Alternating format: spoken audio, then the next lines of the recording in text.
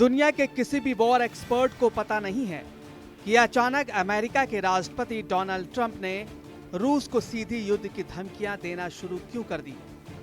क्या राष्ट्रपति पुतिन राष्ट्रपति ट्रंप के जंगी ट्रैप में फंस चुके हैं या फिर ट्रंप यूरोप में अमेरिका के खिलाफ शुरू हुई बगावत से घबरा गए हैं। क्या अमेरिका को एहसास हो गया है कि क्या रूस यूक्रेन के साथ साथ यूरोप और नेटो के कम से कम 6 देशों पर हमला करना चाहता है। हम आपको दिखाने जा रहे हैं जो ट्रंप 300 घंटे पहले पुतिन की जमकर तारीफें कर रहे थे और जेलेंस्की पर बुरी तरह भड़क रहे थे। वो ट्रंप अब कह रहे हैं कि पुतिन के रूस ने पिछले 12 घंटों में इतने भयानक हमले यूक्रेन पर किए हैं जिन्हें जरा भी अनदेखी नहीं किया जा सकता। हम आपको दिखाने जा रहे हैं क्यों दुनिया के एक युद्ध विशेषज्ञ ने कहा है कि पुतिन ने ट्रंप को यूक्रेन युद्ध में बुरी तरह फंसा दिया है और अब यूरोप का सर्वनाश तय है। रूस के खिलाफ राष्ट्रपति ट्रंप ने अचानक पलटी क्यों मारी, जरा इसे भी समझ लीजिए। 24 फरवरी 2025 को जिस वक्त जेलेंस्की और ट्रंप एक दूसरे पर भड़क रहे थे, उस वक्त रूस ने ट्रंप की जमकर तारीफ की थी। उसके बाद ट्रंप ने जैसे ही यूक्रेन को हथियार देना बंद कर दिया, रूस ने यूक्रेन के कम से कम 10 शहरों और 3 प्रांतों पर जमीनी और हवाई हमले शुरू कर दिए।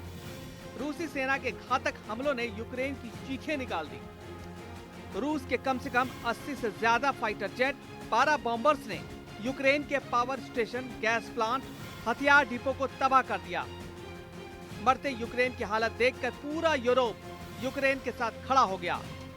अमेरिका और हंगरी को छोड़कर नेटो के 30 देश और हंगरी को छोड़कर यूरोपियन यूनियन के 26 देशों ने सीधा ऐलान कर दिया कि हम अमेरिका के बिना ही यूक्रेन को रूस के हमलों से बचाएंगे।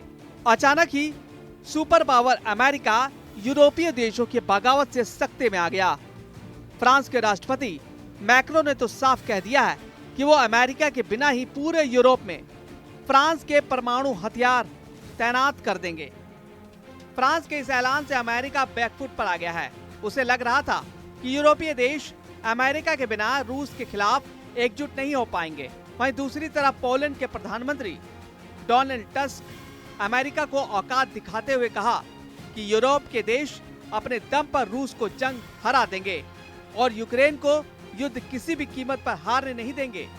जबकि ब्रिटेन के प्रधानमंत्री कीर स्टारमर ने अमेरिका पर भड़कते हुए कहा था कि हम अमेरिका के बिना भी यूक्रेन का जंग में साथ देंगे। इसके अलावा लंदन में हुई यूरोपीय यूनियन की मीटिंग में परमाणु तैयारियों के ऐलान से ट्रंप सख्ते में आ गए। वहीं बेल्जियम की राजधानी ब्रसेल्स में यूरोपियन यूनियन के 27 देशों ने स्काई शील्ड के तहत रूस के खिलाफ 120 से ज्यादा एडवांस जेट को जंग में उतारने का ऐलान कर दिया।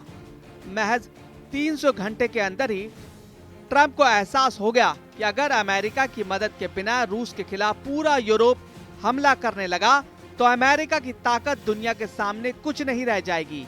इसलिए अब ट्रंप गिरगिट की तरह रंग बदलते हुए पुतिन को धमकी दी है कि अगर रूस ने जल्दी यूक्रेन के साथ युद्ध विराम नहीं किया तो फिर अमेरिका रूस पर जबरदस्त पलटवार करेगा। बेशक ये रूस के लिए एक खतरा है। ट्रंप ने सोशल मीडिया प्लेटफॉर्म पर कहा है इस तथ्य के आधार पर कि रूस इस समय युद्ध के मैदान में यूक्रेन को बुरी तरह से पिटाई कर रहा है। मैं रूस के बड़े पैमाने पर बैंकिंग प्रतिबंध, टैरिफ लगाने पर गंभीरता से विचार कर रहा हूं, जब तक कि युद्ध विराम और शांति पर अंतिम समझौता नहीं हो जाता। ट्रंप ने आगे लिखा कि रूस और यूक्रेन इससे पहले कि बहुत दूर हो जाएं, अभी बातचीत के मेज पर आ जाइए। इधर दूसरी तरफ रूस ट्रंप की गीदड़ फपकी से बेखबर यूक्रेन को रोंदने में जुटा है। जो खबरें अब मिल रही हैं उसके मुताबिक रूसी सेना ने यूक्रेन के डोनेक क्षेत्र में 2 यूक्रेनी बस्तियों पर कब्जा कर लिया। सिवरस्क शहर के पास ट्रेनी और आगे दक्षिण में नेस्कुचने तक रूसी सेना का कब्जा हो चुका है। यहां तक कि पूरी यूक्रेन शहर पोक्रोवस्क के पास रूसी सेना को जबरदस्त बढ़त मिल चुकी है। हम आपको दिखाते हैं कि अचानक यूक्रेन पर तेज हुए हमलों से यूक्रेन के साथ साथ अमेरिका बुरी तरह से घबराया क्यों है। यूक्रेन वॉर जोन से जो खबरें आई और जो तस्वीरें आ रही हैं वो हैरान करने वाली है। यूक्रेनी वायुसेना ने खुद माना है कि रूस ने जमीन और हवा से भयंकर हमले पिछले 18 घंटों में किए हैं। यूक्रेनी वायुसेना के मुताबिक रूस यूक्रेन के अलग अलग इलाकों पर 261 हवाई हमले किए हैं, जिससे भारी तबाही हुई है। यूक्रेनी सेना के दावों के मुताबिक रूस ने हवाई हमले यूक्रेन पर 67 मिसाइलें दागी हैं। इसके अलावा रूसी सेना ने 5 घंटे के अंदर 194 आत्मघाती ड्रोन हमले किए हैं। पुतिन के बेहद करीबी और रूस के पूर्व राष्ट्रपति दिमित्री मेदवेदेव का दावा है कि भले ही ट्रंप और पुतिन के बीच युद्ध विराम को लेकर लंबी बातचीत हुई हो, लेकिन इससे रूस के मिशन और मकसद पर कोई असर नहीं पड़ेगा। सख्ता तेवरों के साथ पुतिन के करीबी दिमित्री मेदवेदेव ने जो ताजा दावे और बयान दिए हैं, उसने राष्ट्रपति ट्रंप को साफ संदेश दे दिया है कि रूस झुकने वाला नहीं है, न ही यूक्रेन की कब्जा की गई जमीन को रूस छोड़ने वाला है। पुतिन ने जब से ऐलान किया है कि वो यूक्रेन के राष्ट्रपति जेलेंस्की से युद्ध विराम पर कोई बातचीत नहीं करेंगे, उसके बाद से रूस के हमले पूर्वी यूक्रेन, दक्षिणी यूक्रेन और पश्चिमी यूक्रेन पर खास तौर से बेहद तेज हो चुके हैं। एक अनुमान के मुताबिक रूसी सेना के 2.5 लाख सैनिक अकेले यूक्रेन के 3 इलाकों पर हमला करने में जुटे हैं।